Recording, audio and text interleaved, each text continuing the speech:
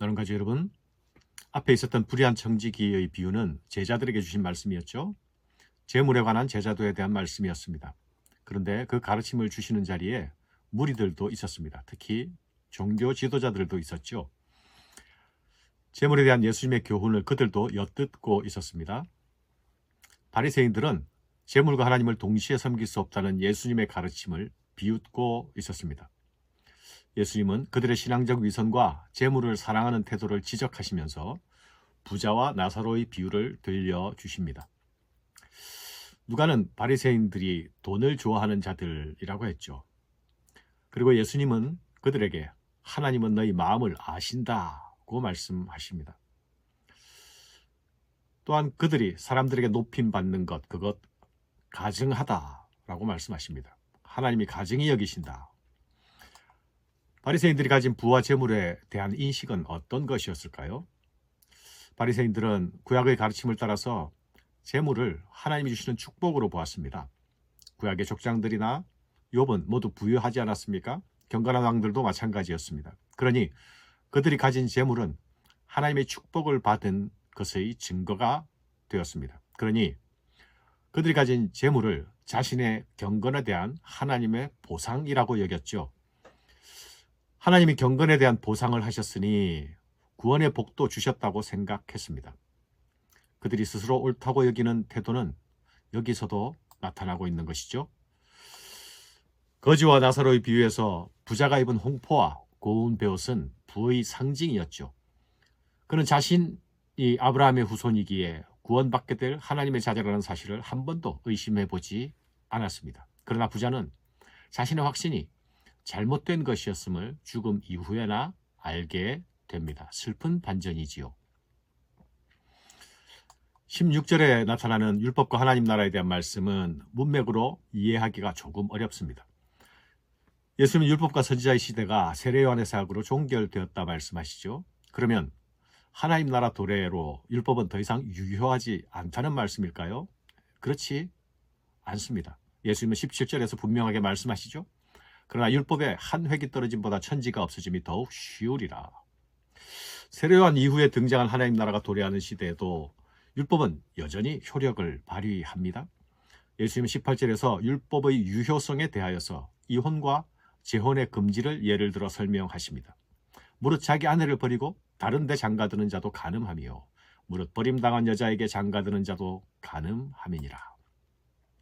그런데 여러분, 구약 어디에도 이혼과 재혼을 절대적으로 금하는 말씀은 없습니다. 오히려 신명기 말씀에는 이혼을 허용하는 규정이 있죠.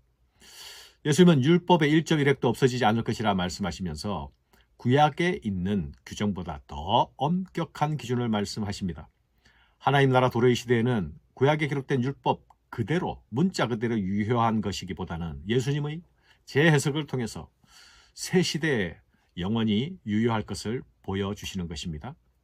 바리새인들은 이혼을 허락한 것으로 율법을 지켰다기보다는 오히려 사람들에게 그것을 통해 간음할 수 있는 길을 열어주고 있었음을 예수님은 경고하고 계십니다.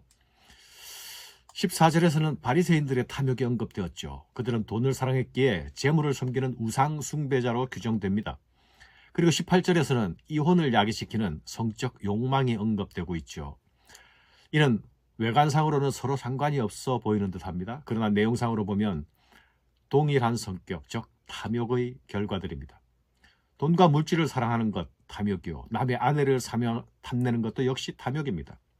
우리 안에 있는 탐욕의 시선이 물질을 향할 때에는 돈을 사랑하고 사람을 향할 때에는 성적 탐욕으로 나타나는 것이죠. 재물에 대한 탐욕을 억제하지 못하는 사람이 성적 욕망을 억제하는 일에도 실패하게 될 것입니다. 재물을 우상으로 섬긴 사람들은 성의 우상에도 굴복하게 될 것입니다. 탐욕의 노예가 된 자들에게서 나타나는 또 다른 얼굴인 것이죠.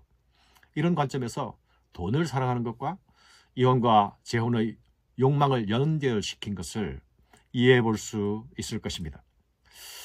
부자와 나사로의 비유 이야기는 우리가 잘 알고 있는 이야기죠. 이 비유가 주는 가르침이 무엇일까요?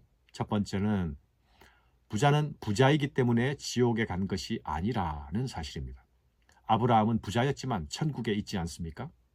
마찬가지로 나사로가 천국에 간 것은 그가 가난했기 때문도 아닙니다. 나사로가 천국에 간 것은 그의 가난함에도 불구하고 그가 하나님을 믿었기 때문이죠. 부자가 지옥에 간 것은 하나님을 믿지 않았기 때문입니다. 자신만을 위해 살고 하나님 사랑, 이웃 사랑을 실천하지 않은 것.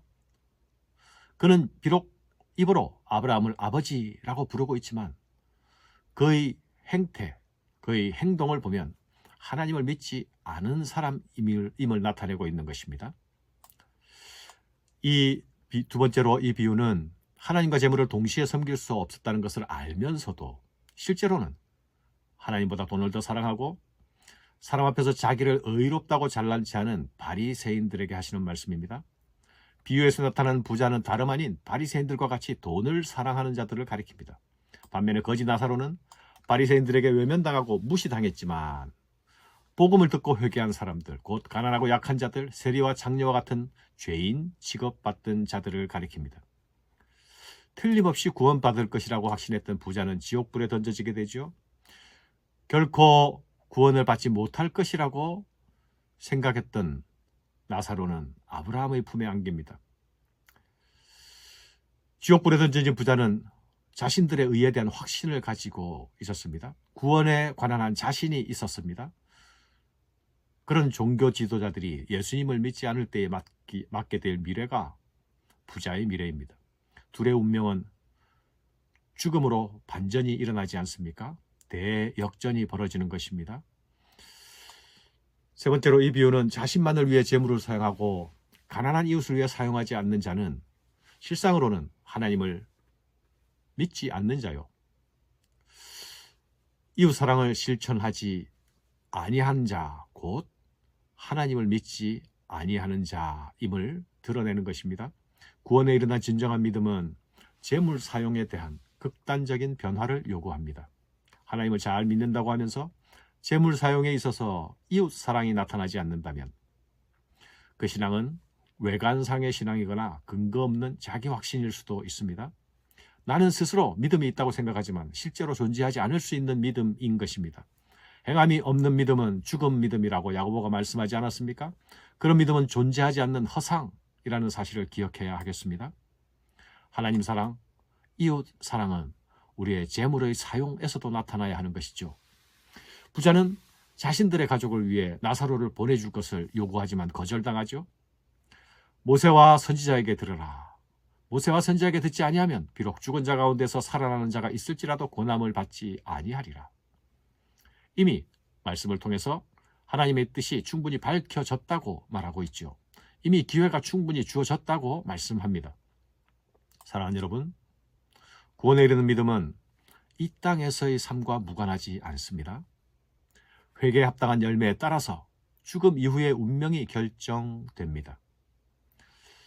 재물의 우상의 매인 자들을 위한 천국은 없음을 기억해야 하겠습니다. 내가 사랑한다고 고백하는 그 하나님, 그 하나님의 성품을 따라 자비와 긍휼을 실천하는 자가 천국을 얻을 것입니다. 감사합니다.